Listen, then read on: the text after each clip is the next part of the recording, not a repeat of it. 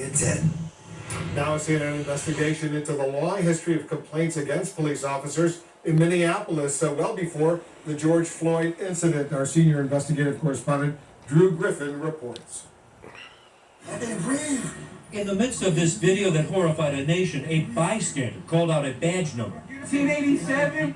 I played it over and over and listened carefully and figured out for sure this was badge 1087. And at that point, then I knew that it was Derek Chauvin. George Floyd had been dead less than 12 hours.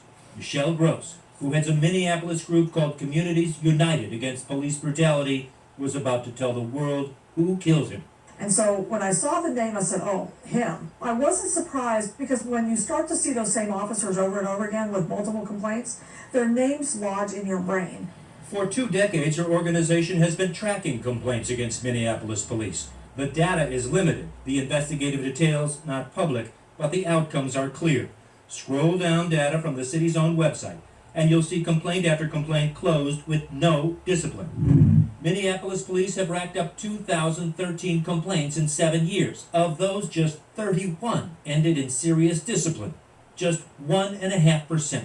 We have so failed to address police conduct in this community. It made it literally inevitable that somebody was going to die this way.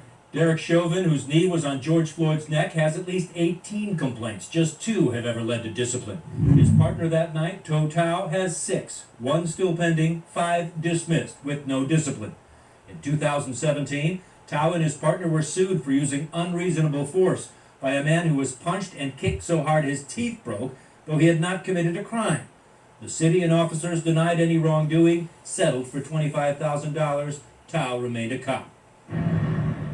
Minneapolis police have a long history of allegations of excessive force, lawsuits, and even intervention from the Federal Department of Justice.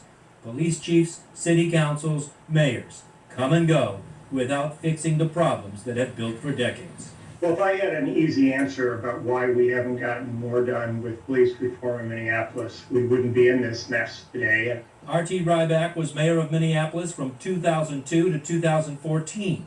He changed the police chief 3 times. He says he fought for more transparency in complaints, fought to bring in minority officers, and better training to handle the mentally ill. But when we see over and over again the data, the complaints filed that went nowhere and continue to go nowhere, I really have to question whether or not there was a sincere attempt to restructure the Minneapolis Police Department. It's the right question. Someone like me should stand before you and have to answer that. I don't want to leave the impression I didn't try, but I did not get the job done.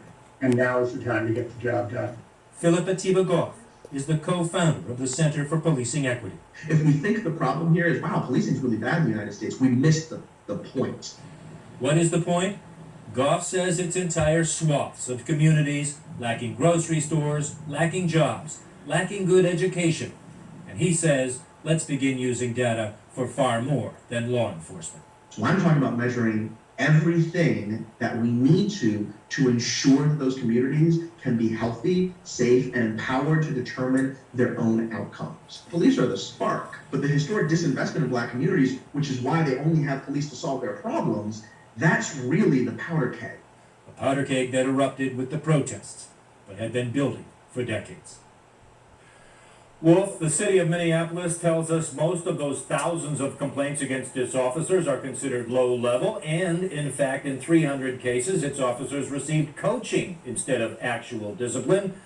But how coaching is applied is unclear, and it's certainly not transparent.